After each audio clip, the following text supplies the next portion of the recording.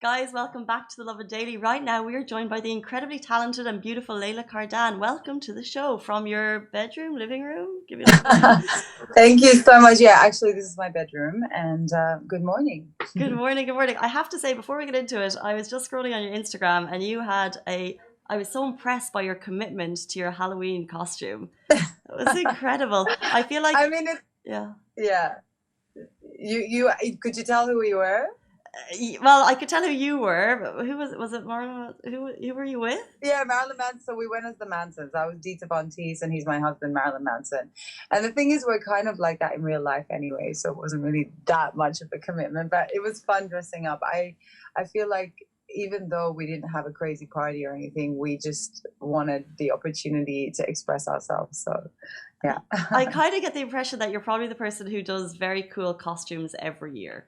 Is that wrong or right? Um, you know what? I have a rule of like trying to keep it like modest because I feel like it's just an opportunity to completely expose skin. So I always go with something like Frida Kahlo or Mother Mary, like just to I knew spice it. things up. Yeah, right. But I go all out. So, but this year I was like, I wanted to express myself differently because I'm in that space. What did you go as? I didn't dress up. I was actually camping in the desert, and the closest thing we had to Halloween was a little jack o' lantern with a flame. So we lit that, and we But were like, "That's our Halloween." But we were deep. that's So yeah, there was no trick or Oh, treating or anything. it's a borrowed holiday anyway. It's not really ours to sort of make that much effort, but I think we were just also bored. We needed to express ourselves. 100%. But like, let's talk about you a little bit more. I feel like you also didn't stop during lockdown. You were creating new music. Can you tell us a little bit about that? Yeah, I mean, I was so busy pre-lockdown. I was just kind of like building up to the momentum that I'd worked so hard for as a musician in my like few years of my career.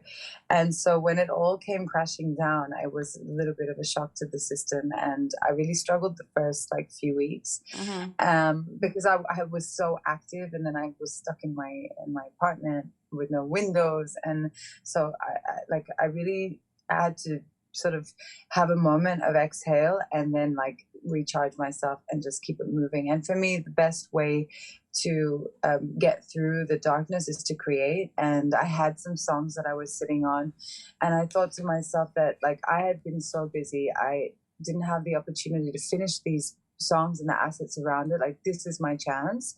So I picked myself up. I got my team together, and I finished 4 songs, which is part of an EP project called Obsession.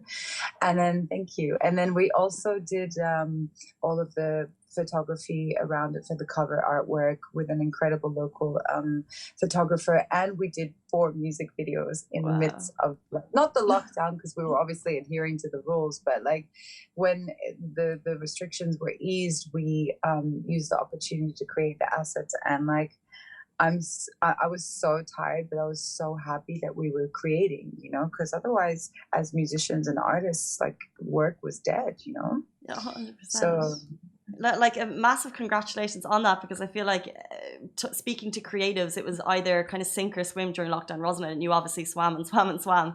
But just talking, so you're obviously, oh, I think we've broken up a tiny bit. Ah, can you hear me? yeah, Okay. I can hear you great.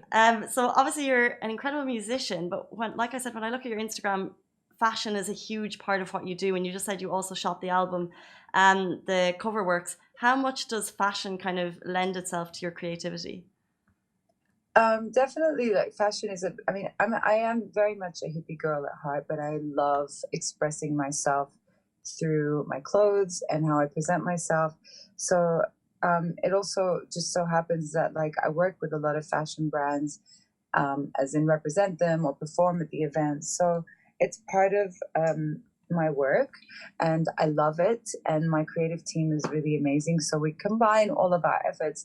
I think for me, fashion, for me, it's not so much about trends, it's just about the beauty of the designs. And,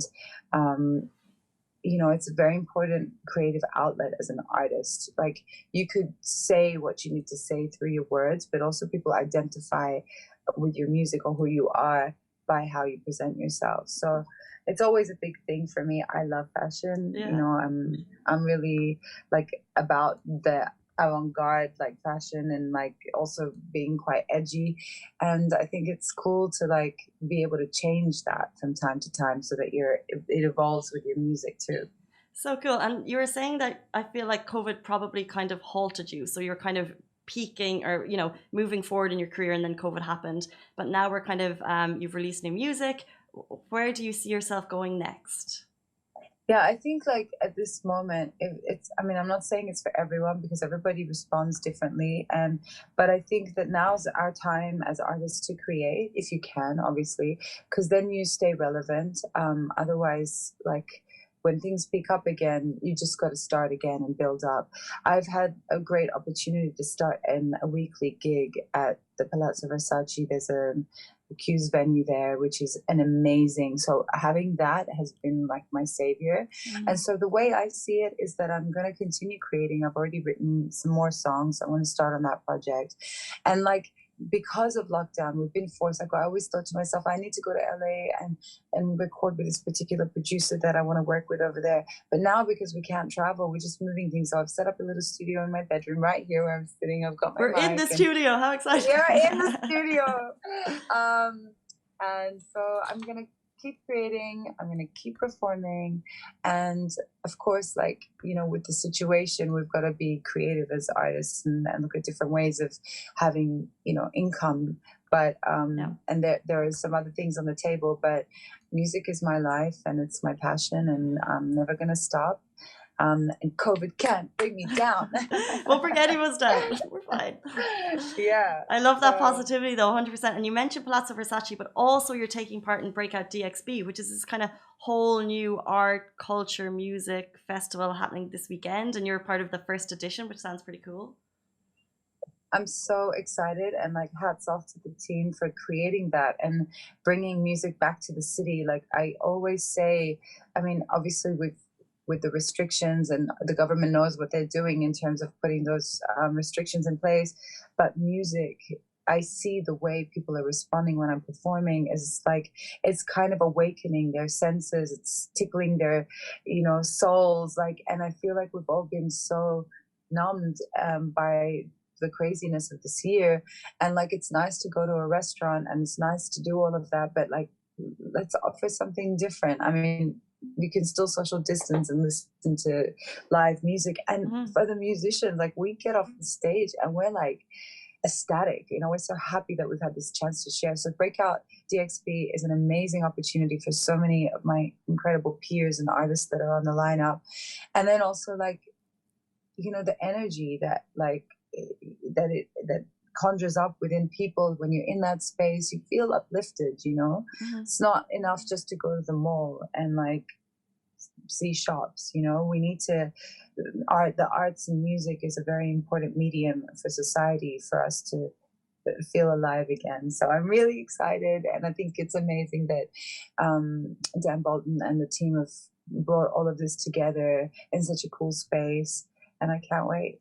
So cool. I think basically, obviously, COVID, it's been a terrible, terrible year, but what we're finding is the kind of small silver linings, and it could actually reignite the sense of kind of love for live music for a lot of people. So it sounds amazing. Thank you so much for telling us about it. And it's on November 6th down at Rove downtown if anyone wants to check it out. Layla, really appreciate your time this morning. Thank you so much for joining the Lovin Daily. Thank you. And thank you to Lovin Daily and Lovin Dubai for keeping us updated and informed in like a really cute way.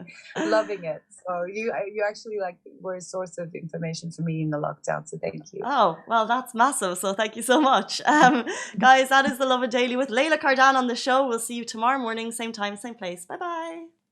Bye.